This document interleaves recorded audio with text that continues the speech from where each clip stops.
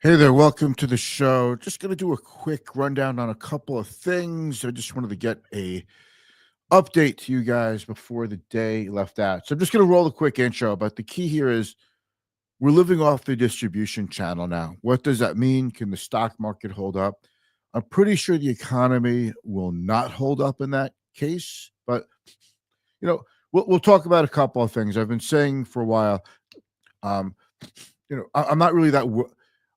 I'm not really that worried about the stock market. I'm a lot more worried about the economy, and I know most people think of those things as one and the same, but they're not. And I'll tell you why I think that, what you need to know, and what some of the signals that I'm looking at are to help me interpret what's happening in the stock market that I'm taking from the economy. All right. So here we go. Just stick around. We'll be on and off in a couple of minutes while you're watching, whatever platform.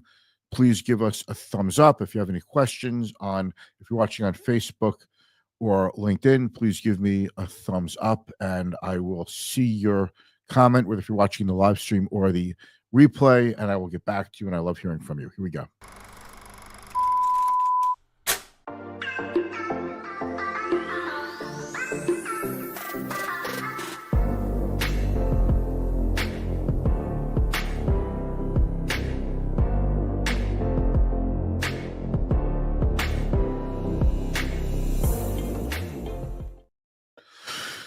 Thank you for joining me. I'm so happy that we could get together today, and we're going to talk about a couple of things.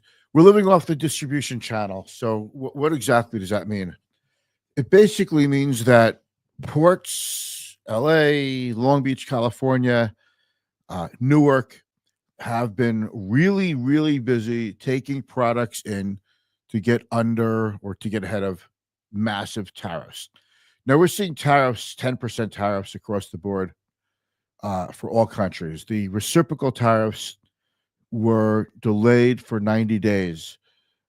July around first week of July is when that 90-day extension is over, and we'll see if President Trump extends it or not. But we're gonna get a test case of whether or not, well, I say we all will, including President Trump, are going to get a test case of how the tariffs are going to work. And what I mean by that is we are seeing right away tariffs from China of 145% on Chinese imports, which is why you've seen so much activity at the ports to beat that.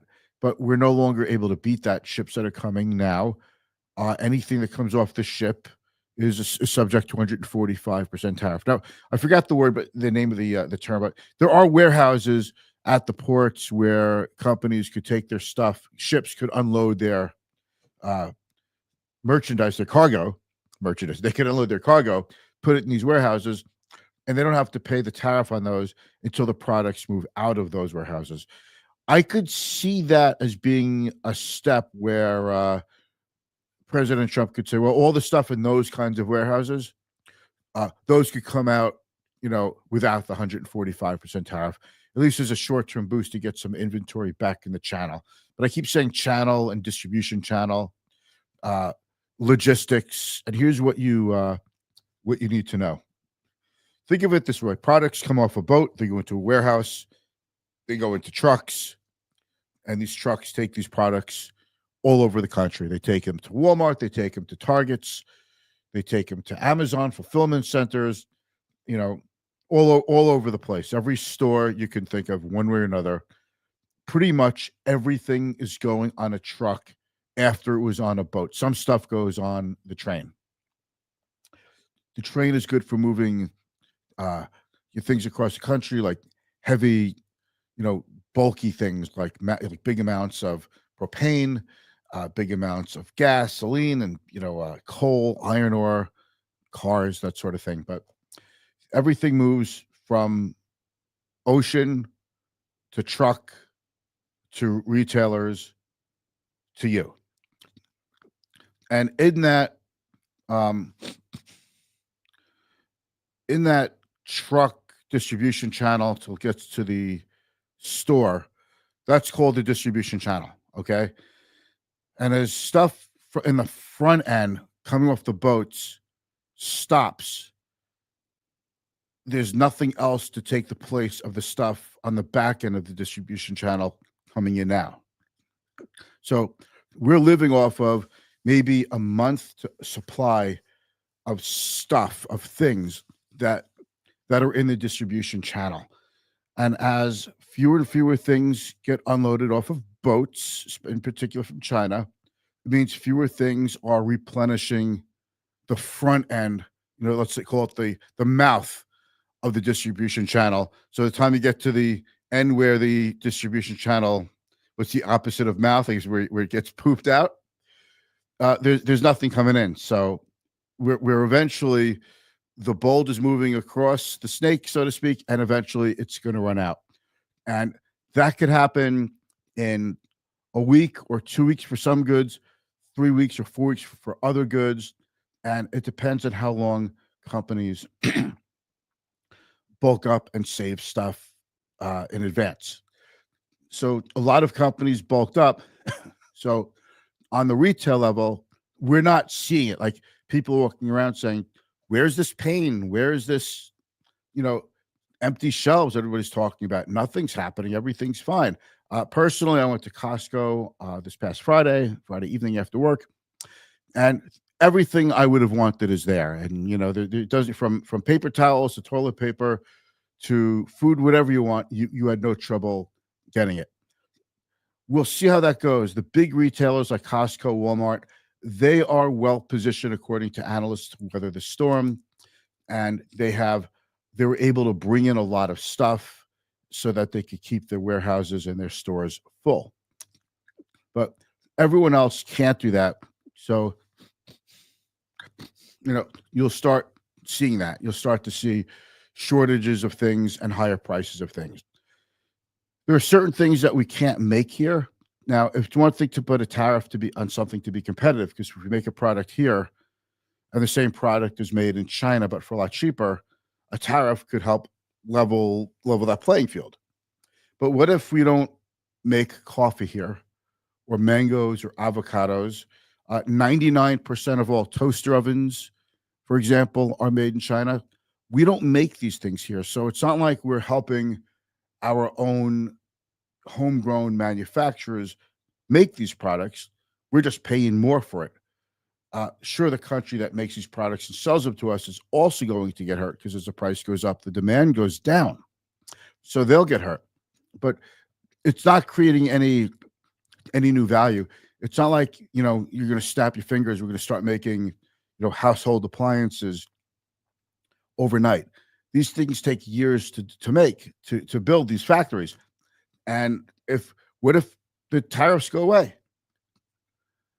What if they go away? Because right now, President Trump says he's trying to get a level playing field. So what if he does reach deals with all the other, 190 countries? What if he makes a many deals? Well, that could lower the tariffs, and that could lower the incentive to manufacture here. So nobody's doing anything until we see clarity.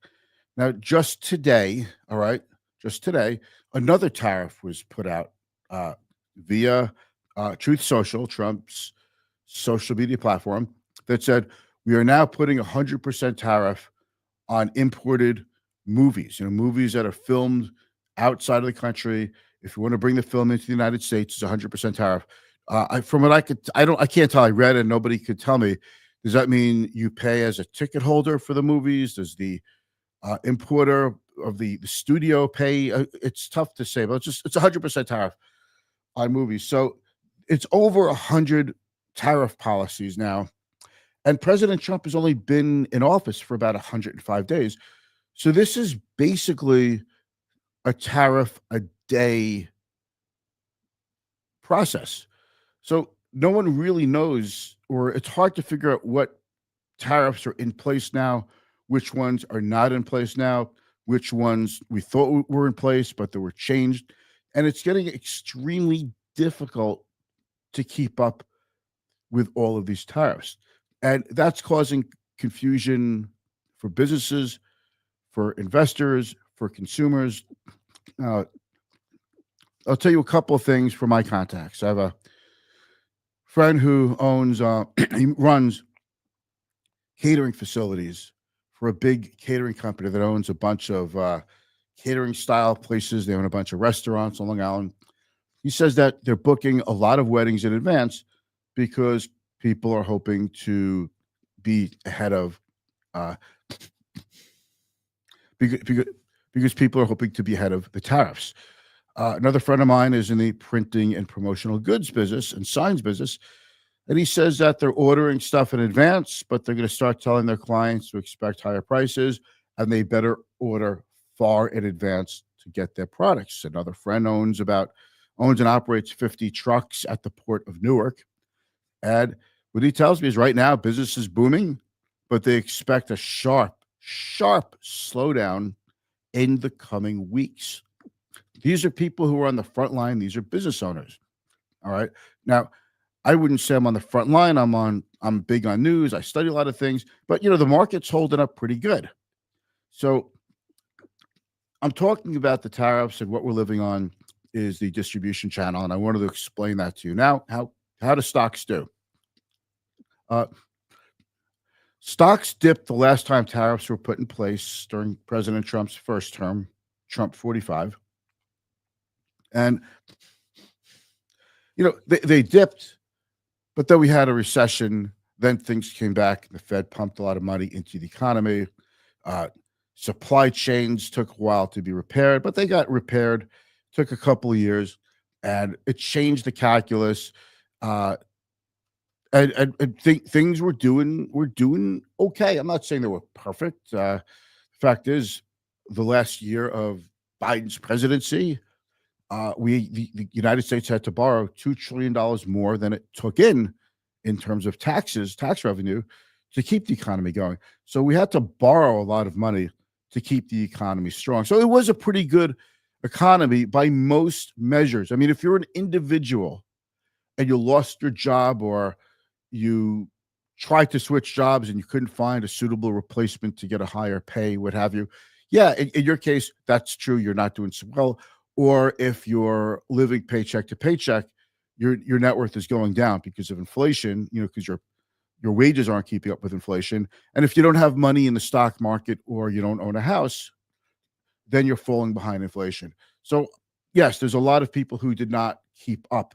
The overall aggregate wealth, the overall aggregate economy did well, but we understand it's lopsided. Not everybody participated. Hence, we had an election and the president changed.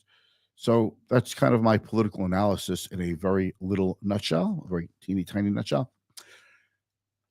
The stock market is different. I remember in the Great Recession, a good friend of mine, Paul, don't worry, he's not going to watch the live stream. And I know more than one Paul, but he's not a social media guy, so I don't think he's going to see this. But I'm not going to use any last names. He said, we should buy things, or he's actually telling me to buy things that are good for a weak economy, and the economy and the stock market. And I always kept saying, what does the stock market have to do with the economy? The stock market are companies that the Great Recession proved this, and ever since then they've been proving it.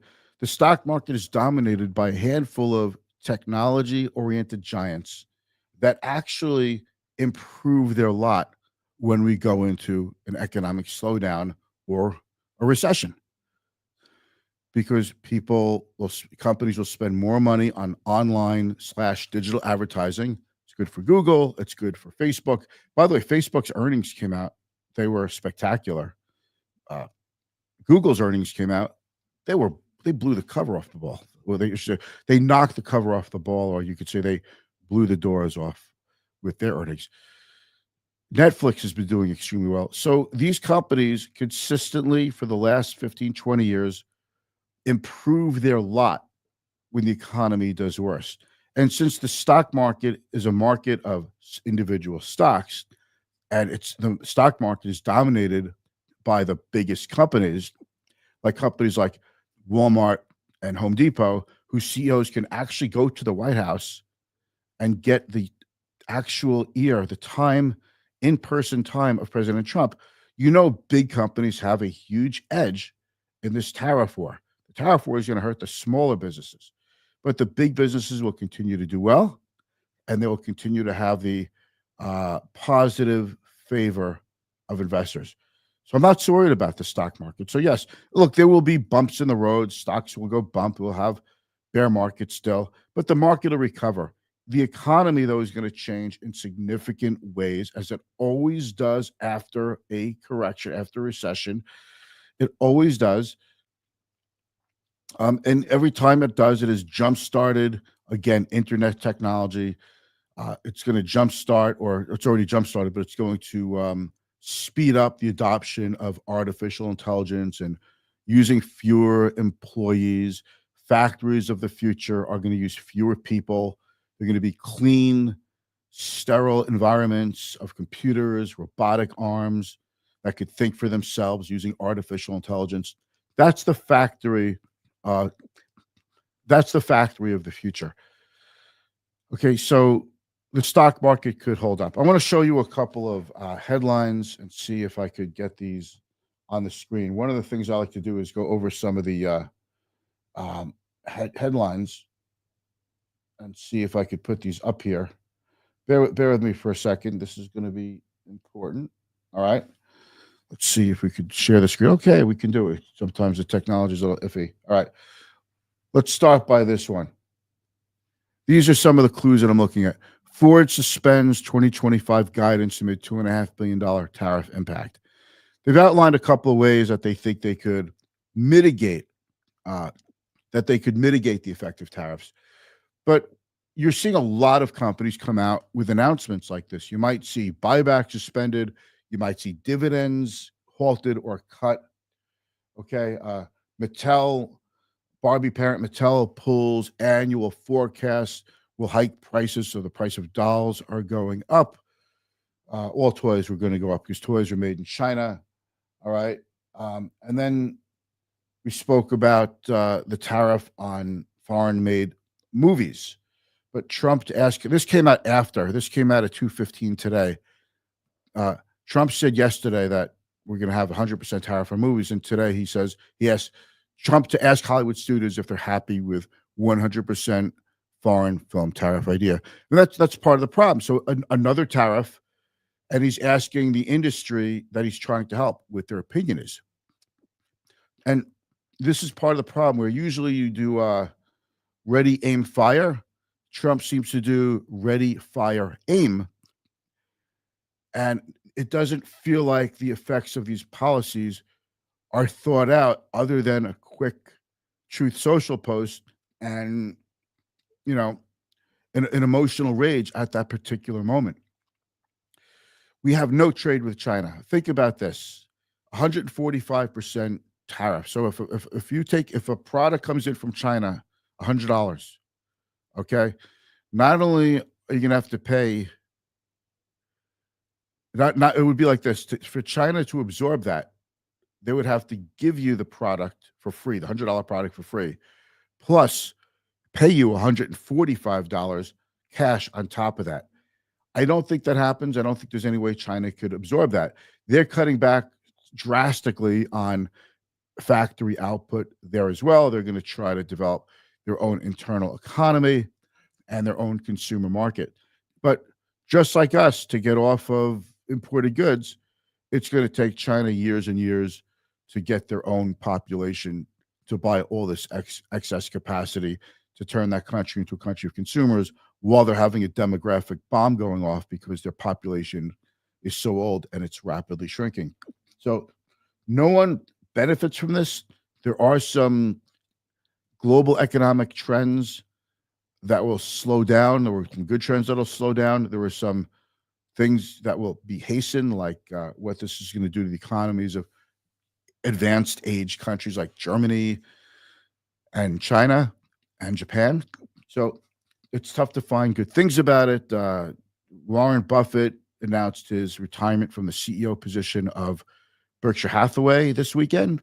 And he said that, trade deficits are not an issue of one country cheating another. It's just a matter of some countries do some things best. We have a very big surplus when it comes to services, software, legal, financial, entertainment. So, and we are a service based economy. And I think to try to get us back to a manufacturing based economy is it's a very expensive, low margin type of business. And it's really not something that we're the best at.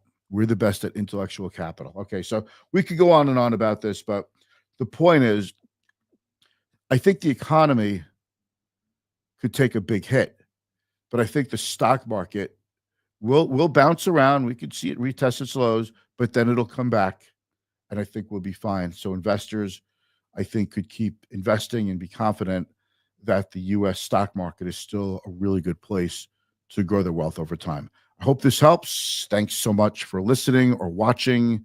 And we have Jerry out there. Jerry, thank you very much. Hope you enjoyed the show. And I'll speak to you guys tomorrow. Thanks. Bye.